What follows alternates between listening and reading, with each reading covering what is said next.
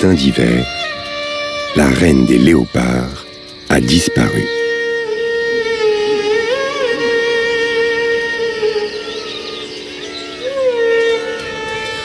Son absence est un funeste augure. Surtout pour Rana, son fils de 2 ans. Sans sa mère, il est seul pour affronter les dangers de la jungle.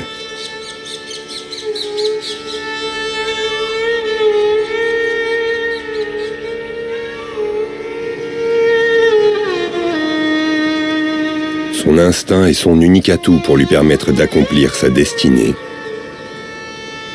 Accéder au trône du royaume.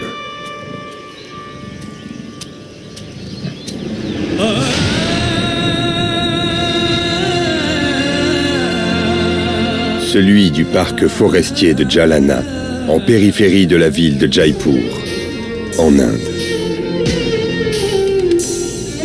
Autrefois, la dynastie des Rajputs régentait le parc. Ces nobles en avaient fait leur réserve de chasse. Il ne reste aujourd'hui que les ruines de leurs palais et forteresses. À leur place, c'est une dynastie de léopards qui règne désormais. Rana possède-t-il les atouts pour survivre? Pour devenir le roi de Jalana.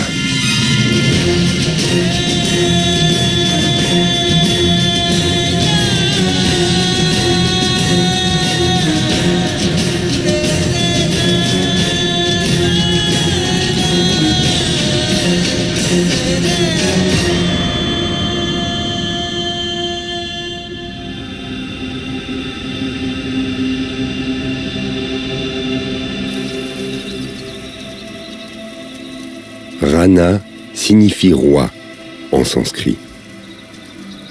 Mais ce jeune félin est loin de régner.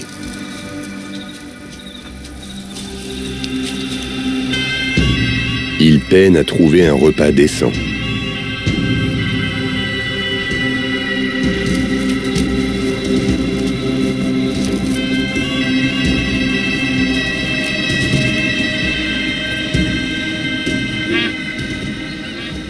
Tout le royaume de Jalana semble ligué contre lui.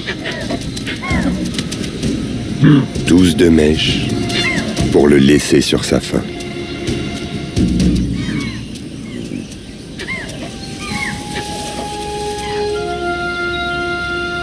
Au cœur du parc trône une relique des Rajputs.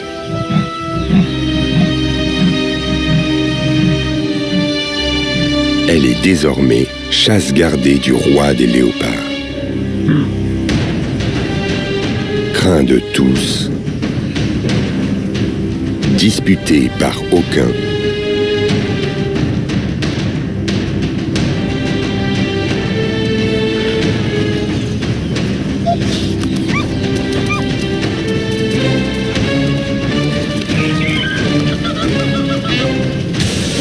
Il n'épargne personne.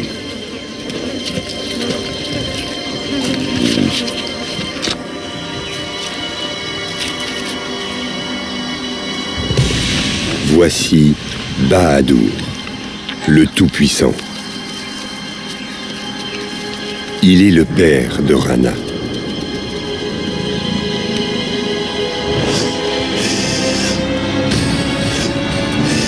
Bahadur règne en maître sur ce territoire depuis 6 longues années. Un règne assombri par la terreur et la tyrannie.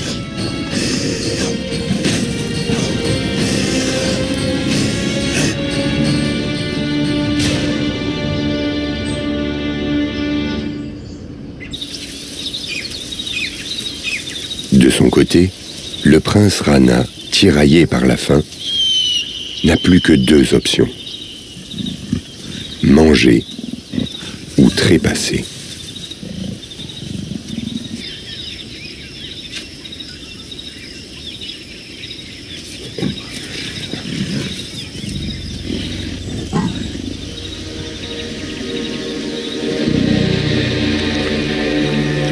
Il détecte l'inimitable odeur de la chair fraîche.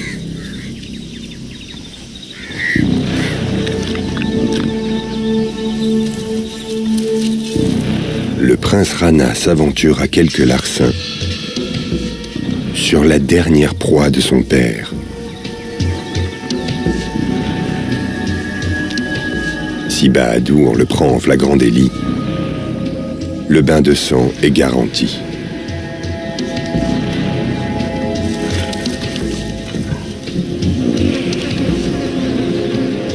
Faute de choix, il prend le risque.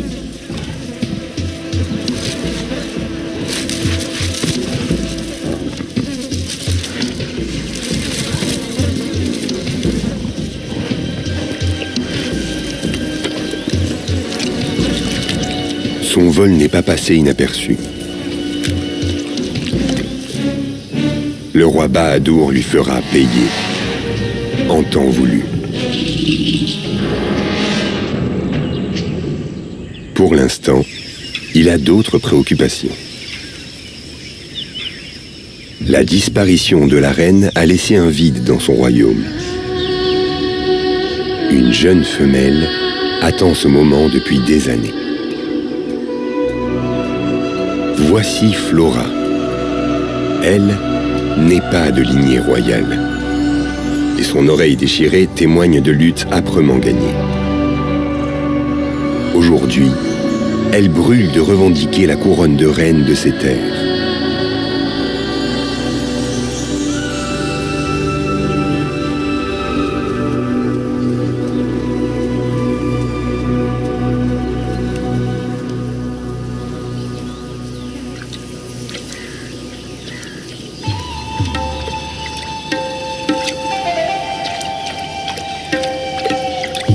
Bahadur est certes âgé, mais il reste puissant.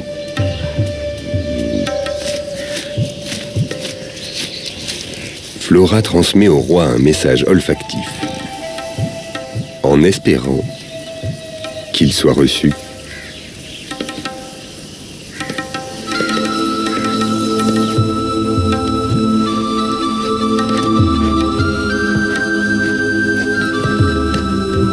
Elle a fait mouche.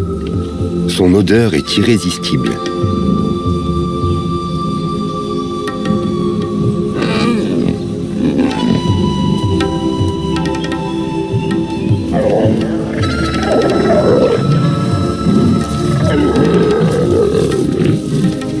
Cette alliance va lui ouvrir les portes du trône.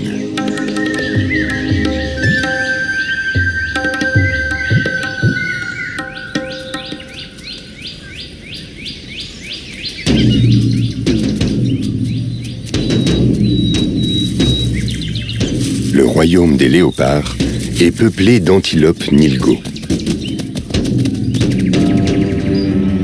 Après des mois de disette, une telle proie constituerait un festin salvateur.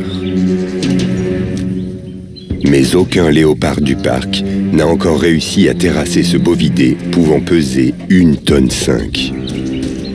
Encore moins un léopard inexpérimenté comme Rana.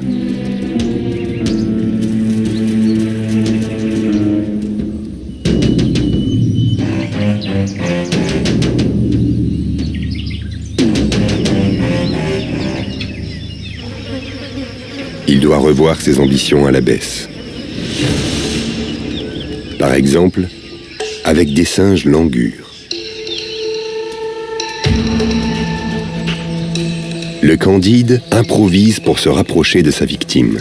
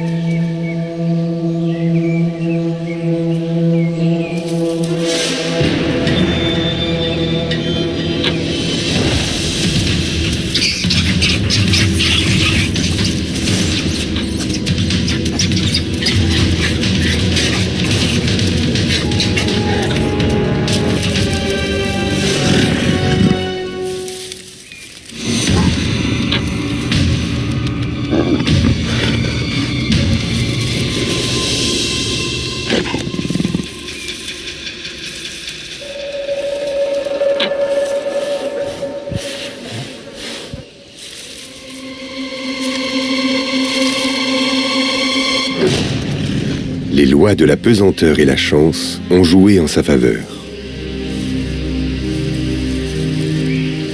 Un premier pas vers l'autosuffisance et vers la conquête d'un royaume aux contours incertains.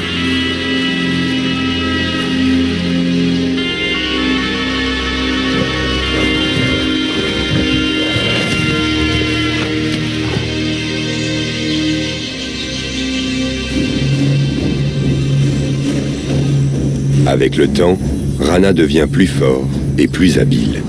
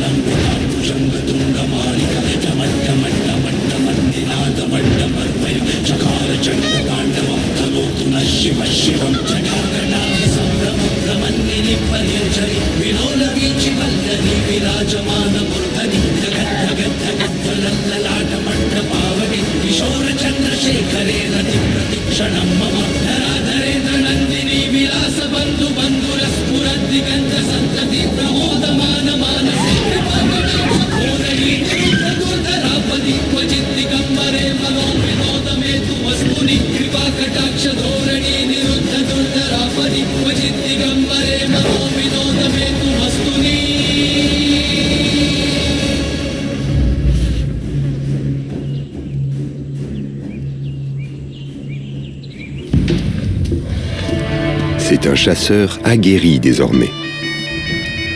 Aussi, il devrait aspirer à asseoir son territoire.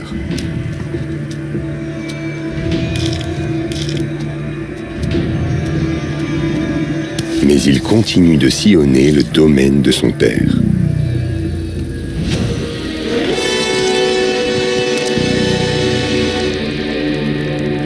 Ruse et ténacité permettent à Bahadur de régner sans partage.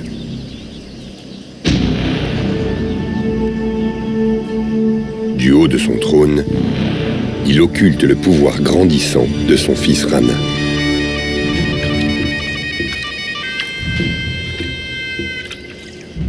Un mépris qui résonne avec la noblesse perdue des Rajpouts.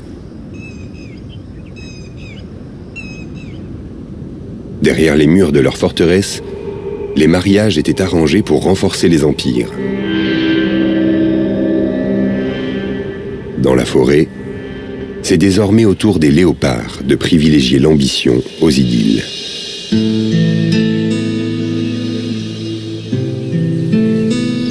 Délaissée par le souverain, Flora s'est lassée de lui, car il l'ignore depuis leur accouplement. Aucune chance qu'elle ne devienne reine.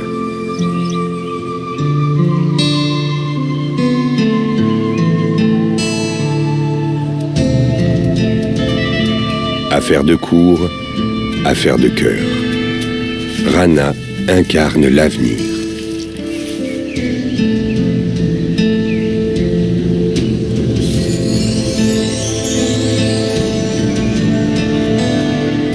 Mais quitter ouvertement Bahadur serait une trahison. Elle se contente de poser quelques jalons.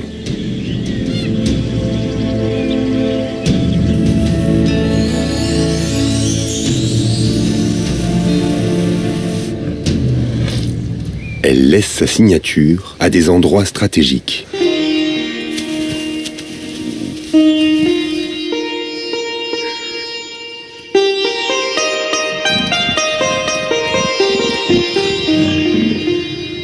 Et fait encore mouche. Pour Rana, cette odeur est intrigante, envoûtante.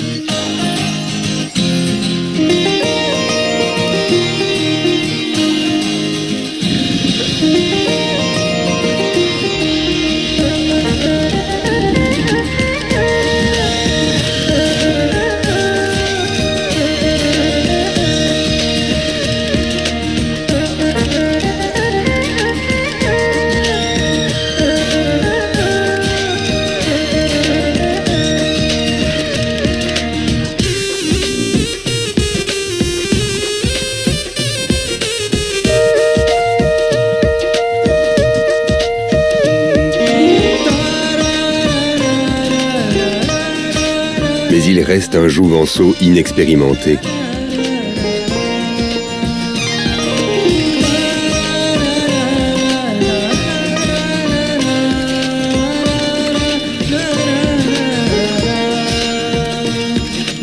Flora l'entreprend et allume les feux de l'amour.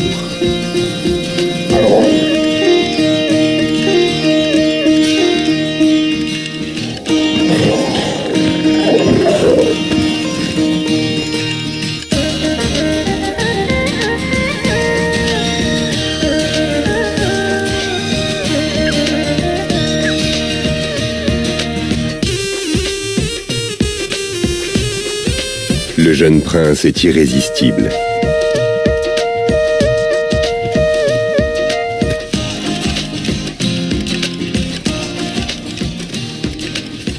Voleur de proie un jour, voleur de cœur un autre. Leur liaison ne serait-elle pas qu'une idylle éphémère ?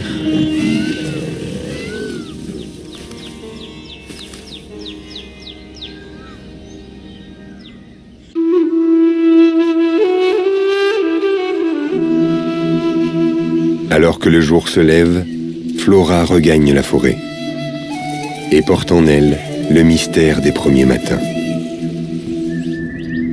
Un secret mûri au fil des saisons.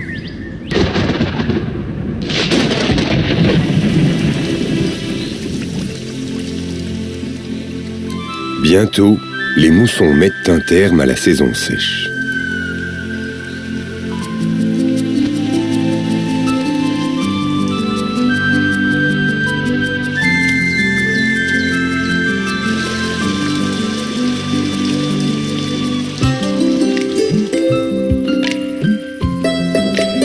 Leur pluie baptise une nouvelle génération.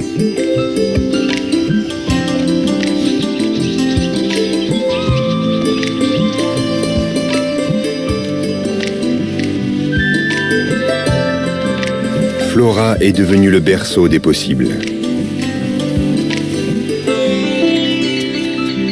Elle peut enfin révéler son essence.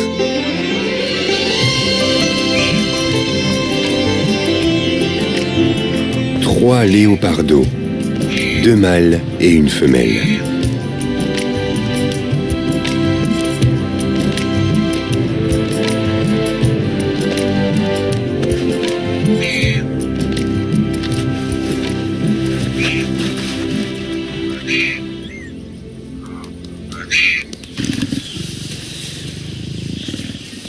Le jeune prétendant au trône doit faire preuve de courage devant tout le royaume.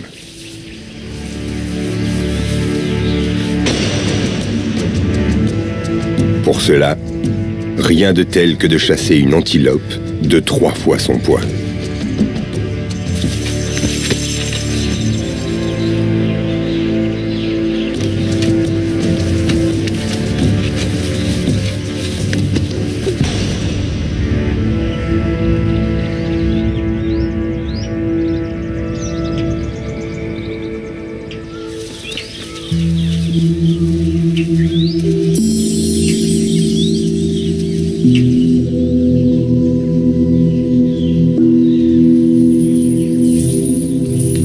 Une proie royale et risquée.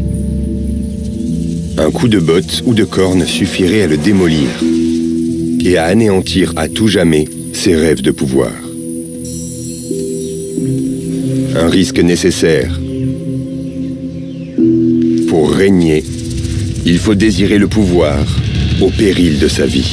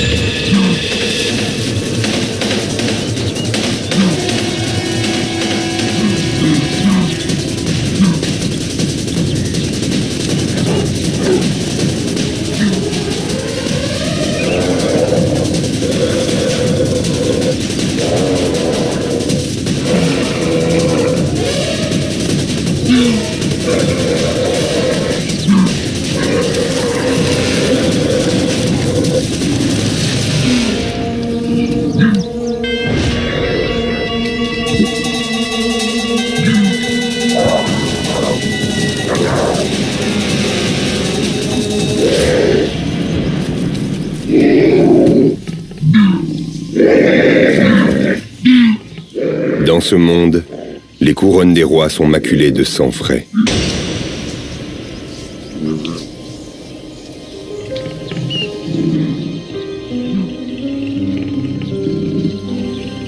Rana est désormais le seul léopard de Jalana capable d'afficher un tel trophée.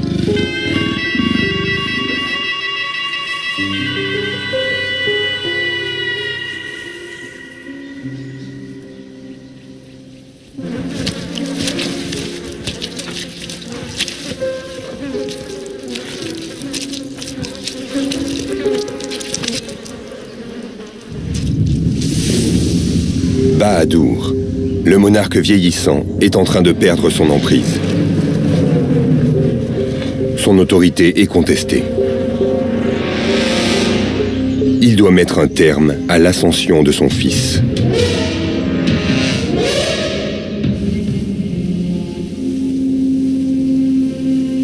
Son royaume ressemble à un paradis,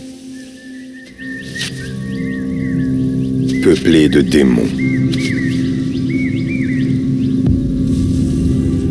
Bahadur s'entiche à nouveau de Flora. Car même si les rois règnent, ce sont les reines qui bâtissent les dynasties. Mais tant que ces léopardos vivront, Flora ne pourra pas lui appartenir.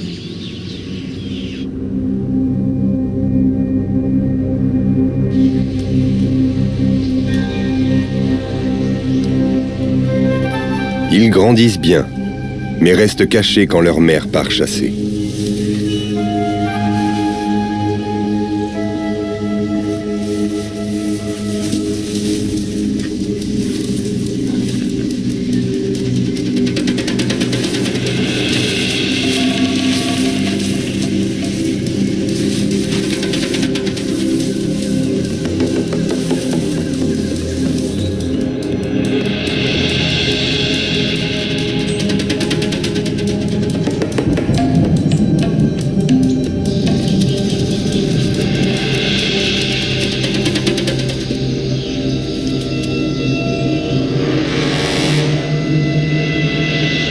Face à Bahadur, ils n'ont aucune chance. Dans ce monde sans partage, tous les descendants doivent être les siens.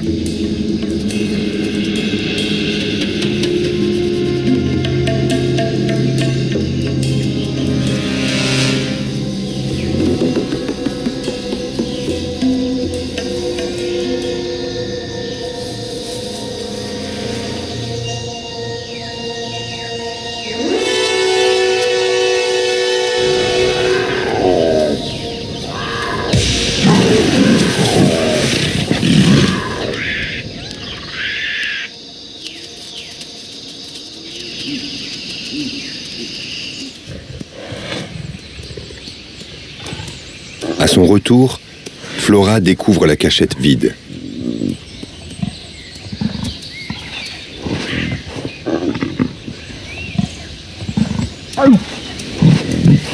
Silencieuse.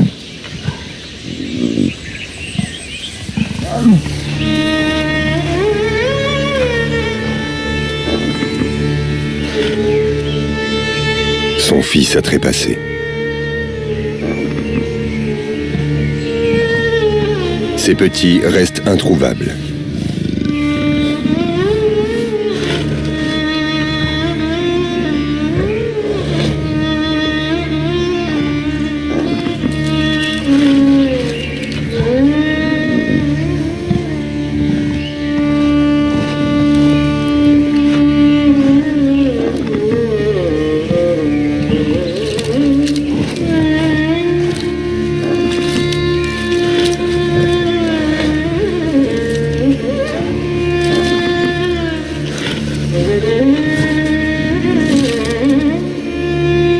Elle les avait pourtant bien cachés. Mais ils semblent disparus à tout jamais.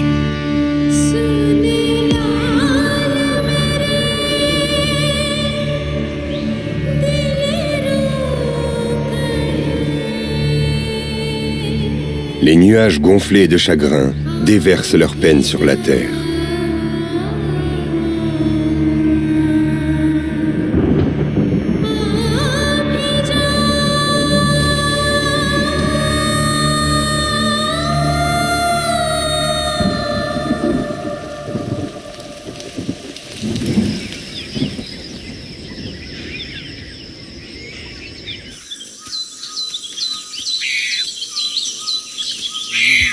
possible? Sa fille, en vie.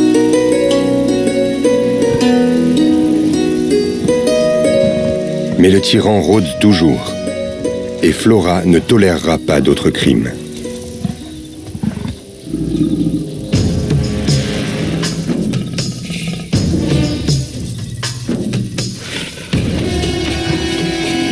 Pour protéger sa fille, elle dissémine des leurres odorants sur son fief.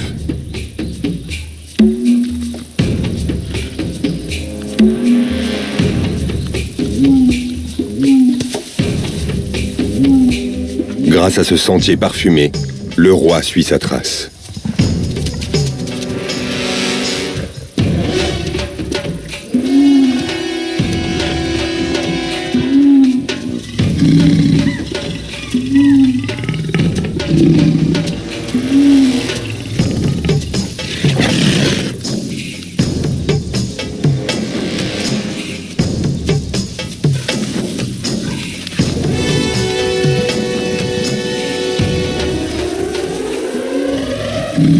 Flora ne peut contenir sa colère.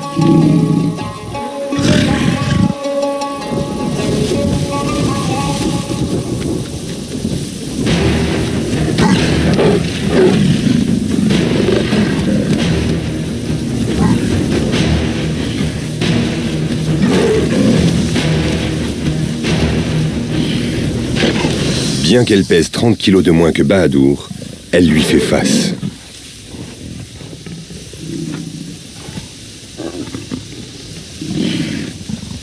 Surpris et surtout feinté, Bahadur bat en retraite. Cet effronté ne mérite pas un coup de griffe de plus.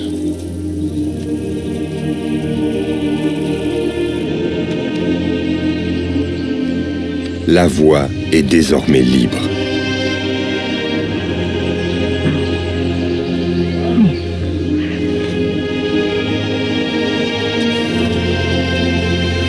Flora emmène sa fille vers les collines salvatrices, pour se faire oublier, le temps d'une saison.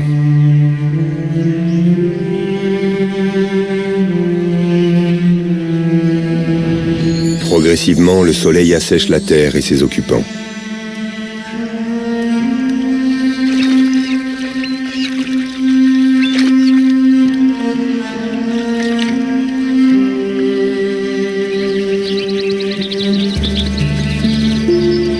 La canicule force Flora à quitter son refuge dans les collines.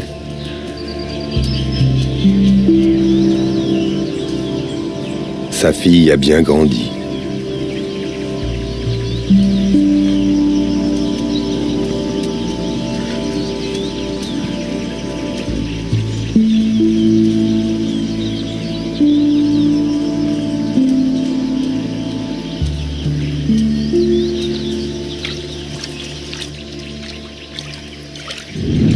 Par chance, le destin a placé une antilope blessée sur leur chemin.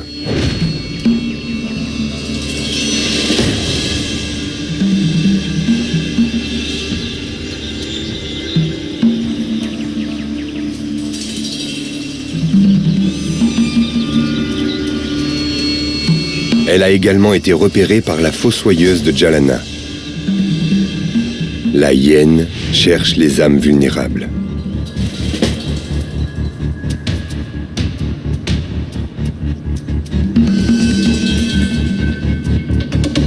Avant que Flora ne puisse s'approcher, elle tente sa chance.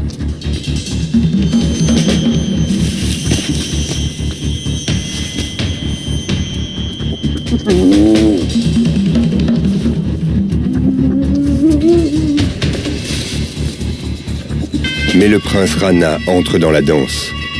Il ne tolérera pas cette intrusion.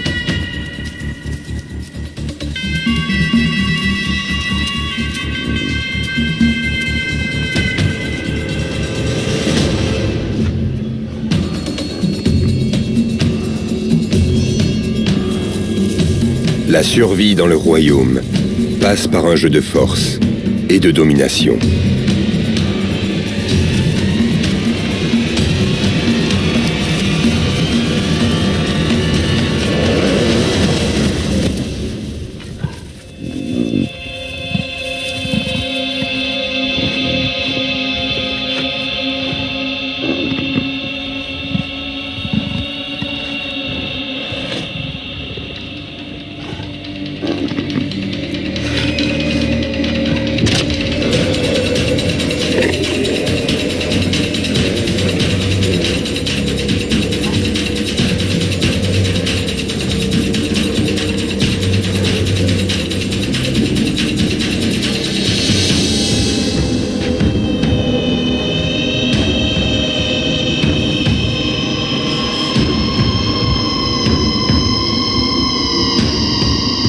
Dans une étreinte mortelle, Rana immobilise l'antilope.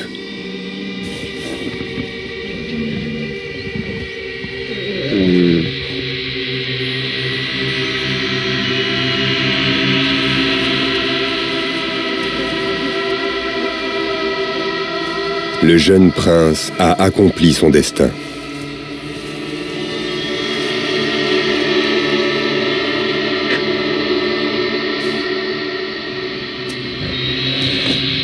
Brutal et inexorable, comme son père.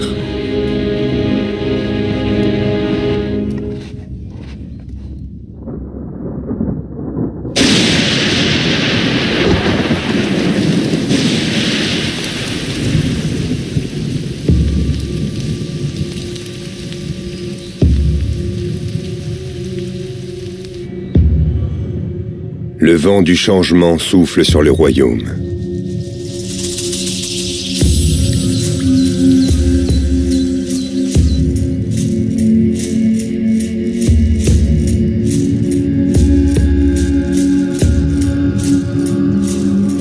Rana y affirme jour après jour sa mainmise. Reste encore l'ancienne tour de guet, sanctuaire du pouvoir de Bahadur.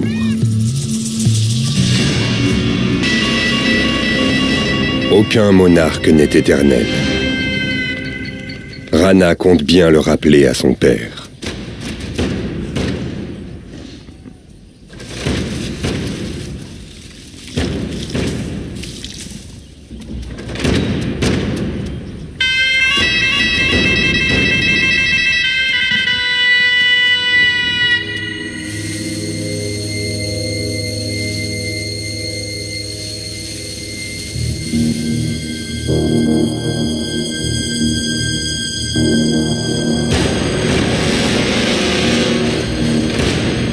L'heure est venue pour Bahadur d'affronter la violence de son propre sang.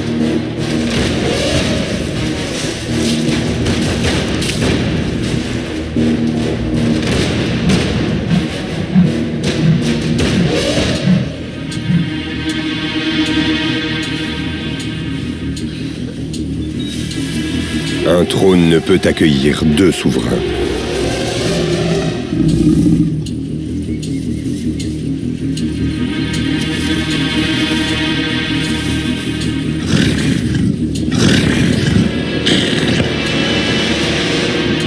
La forêt devient le théâtre de l'éternel affrontement entre l'expérience et l'ambition.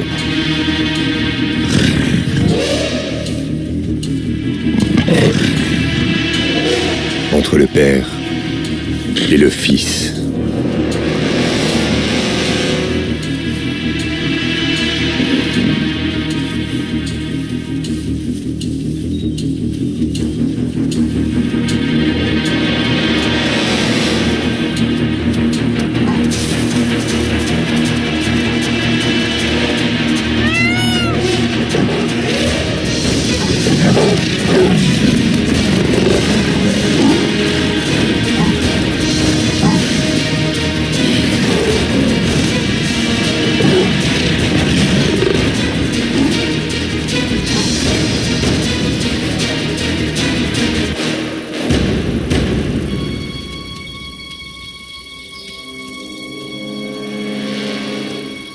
Le combat les mène à la cime des arbres.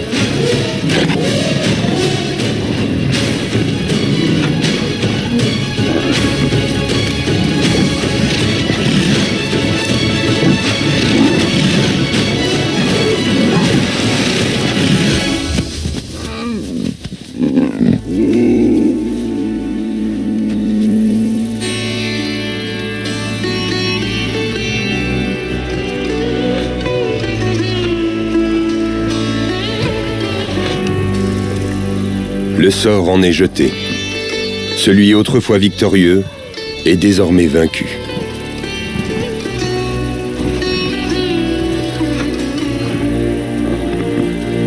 Bahadur est banni de ce qui fut son royaume.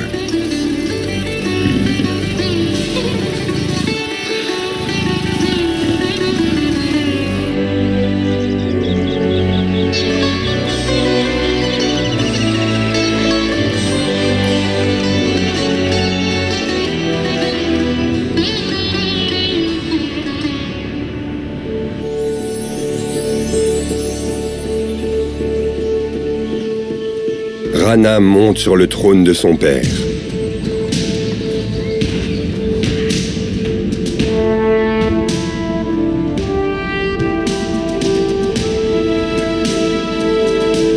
Shakti, fille de Rana et Flora, est devenue une véritable princesse.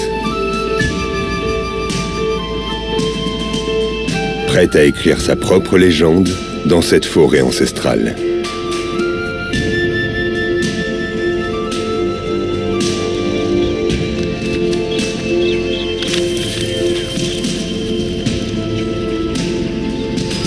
La terre des anciens rois et reines Rajput accueille ses nouveaux souverains.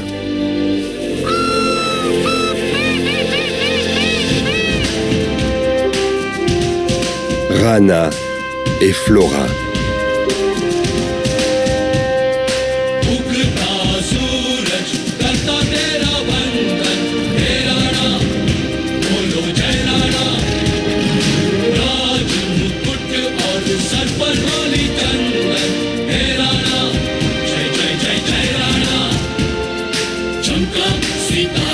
Le royaume de Jalana leur appartient.